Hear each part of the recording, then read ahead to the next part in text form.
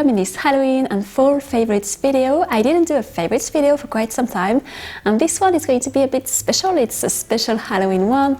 I wanted to share some books, audiobook stories, and things which might inspire you for this season. Some I've listened to or read right now, or some all-time favorites. Yes, just wanted to share things just to continue this beautiful atmosphere we can dive into in this season. As we don't celebrate Halloween here, nobody is going to knock at my door and ask for candies or that, so I really need to create my own Halloween bubble if I really want to experience this magic. And I really want to see it as a sort of magical, dark magical season and witch season. As a child, I was dressed for all carnival season, so for Mardi Gras in February, I was pretty much always dressed in witch. I was never in fairy, I was never in princess, I hated that. I was in witches and vampire and all these things every year pretty much. So I'm familiar with the witch world. I just don't like the too dark and creepy thing. I just like the middle nice witches, the gentle witches. So grab yourself a nice cup of seasonal autumn tea and let's dive into this video. So the first book I've pretty much almost finished to listen and to read. This is the first time I do that, half listening, half reading, because I don't have a lot of time to read these days. I'm working on a secret project and I can hear quite a lot, and I had a lot of credit to use in my audiobook subscription, so I just took advantage of that and half read, half listen to it. So it's a book which has been offered to me last year by a friend, and it's called Wicked. You're probably familiar with that, depending where you live, because it's pretty famous actually.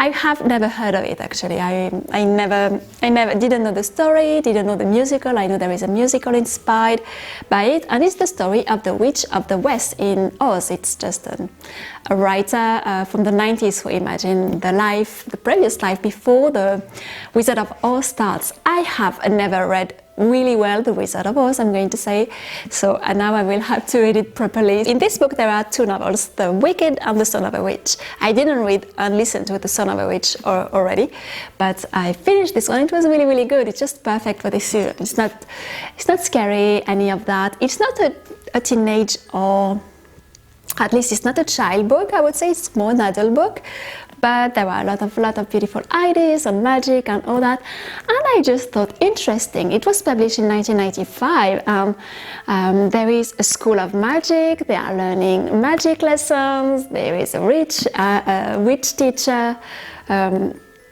It takes place in a school for ladies who are learning all sorts of things, including magic. It just reminded me a bit of Harry Potter, which I never read. I was not into that. I love witches, but I'm from another generation now. I loved witches when they were not trendy, and then when everybody was reading that, I just didn't want to read it anymore. I know it's totally snobbish, but maybe one day I will read it, who knows. But this one I recommend it. There is a big series. Maybe each Halloween I will go back and continue the series. I might probably listen and read the part of The Son of a Witch to continue a bit the series, but yes, recommend it. That's what I was listening to and read these past weeks, and I really enjoy it, and I think it's perfect for this season. I'm just sharing now all-time favorites with ghosts and little scary atmosphere, just mysterious atmosphere, actually, of novels I really adored, and I think it's just perfect to listen and to read at this season. Of course, The Woman in White is an all-time favorite for me. I really adored it, by Wilkie Collins, and it's just mysterious. It's not too creepy, but there is a nice mysterious atmosphere throughout this novel, so totally recommend it if you don't know it. And there was a series made in the English TV in the 90s, I think, or early 2000, and it was really good. So, and another one of my all-time favorites since I'm a teenager, it's an old book. I read it many times, and it's The Turn of the Screw by Henry James. You probably know it. It's a very short story, and this one is really haunting. It can be read through many angles. It's just a story which can have tons of explanations and all that, but it's really nice. So if you have never read The Turn of the Screw, there was also many film adaptations and all that. You can probably find that online, but I really recommend it. It's just a good, nice story for the fall and Halloween season. So have a look at The Turn of the Screw if you don't know it, and in French it's Le Tour des Crocs. I also wanted to share a fairy tale, one of my all-time favorite fairy tale actually, by Andersen, so the Danish fairy tale writer. It's just the perfect fairy tale to read at this season, and it's a special fairy tale for me because I'm going to show you it's the first project I submitted to a publisher 20 years ago in 1999, and it was after this fairy tale.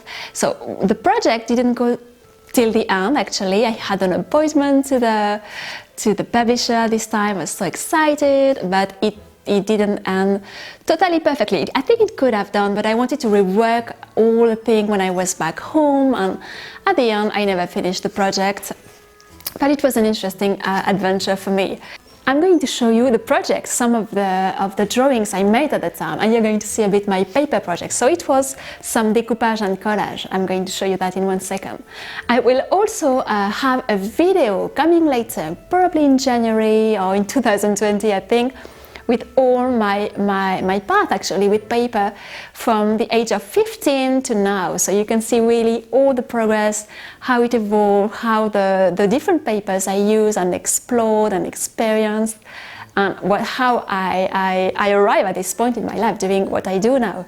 Because sometimes I have some questions about that, how I started to work with paper, why paper, how it all happened. And it's obviously a very long journey, so I wanted to share that in a quite nice video, but a bit later and probably in 2020. But I wanted to share with you this project I did a long time ago because it's totally related to this season.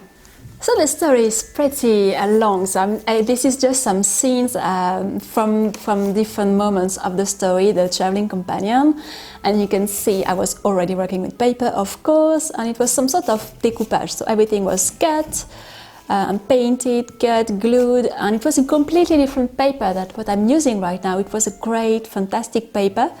I couldn't find it actually. Later I tried to hunt for this paper because it has a sort of magic inside. Some things were appearing with magic actually when the pigments and the colors were landing on the paper, and I couldn't find it. So this is a scene with puppets and marionettes and all that, which appear in the story.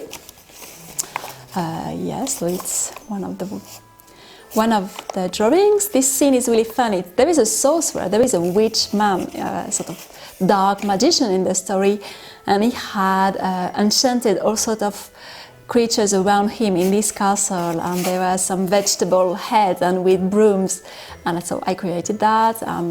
Yes, it's just and this is the princess. So that's what I imagined for this scene. It's really a great scene. The description of the castle of the sorcerer is wonderful. It's really, really beautiful. As always with Andersen, he gives a lot of descriptions, so it's just great to work on that. And this is another scene with the princess who has killed all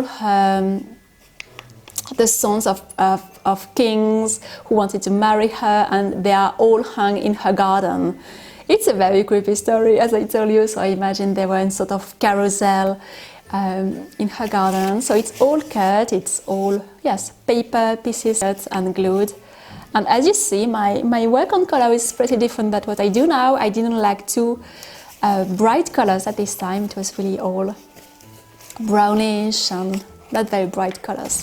This is a scene from the end, I think, when she's delivered from the enchantment. She had been enchanted actually, so she's going to have a happy ending at the end, and all the dark animals, the pumpkin characters, all that are going to disappear from her life. It's just what I imagine actually. This I don't remember what it is in the story. Maybe it's the storyteller. I don't remember what it was, this one. And this one is also in the castle of the witch character, the witch sorcerer, the magician. And I just imagine there would be these creatures handing candles. As you can see, I already adored my candles. This is another scene. She has there's something with eggs. I don't remember. I need to reread it actually. I didn't reread it properly. But there is something with some magical eggs. A bit like in Madame Danois actually. Madame Danois had a lot of magical eggs, and here there was some magical eggs and all sorts of monsters. And this is when the companion and his friend, the two main characters, arrive in a town, in a city, I think, which I don't really remember. I don't really remember this scene, but I hope it's going to inspire you to read it, maybe, because it's just a perfect little story for this season. And maybe, who knows, maybe I will go back working on this story at some point in my life, who knows. It might always happen, but I keep my first paper experiences, actually, because all those things are 20 years old. This tea is the tea I'm drinking during this fall season. It's a thé du Louvre by Le Palais d'été, and it's plum apple and green tea and quince, and it's really delicious. Thank you very much for watching this Halloween favorites. I will see you very soon with my vlogs, my things in progress, and the entire series about the secret project in November. You will see that very soon. This is the last video for our Halloween series, so I hope you enjoyed it.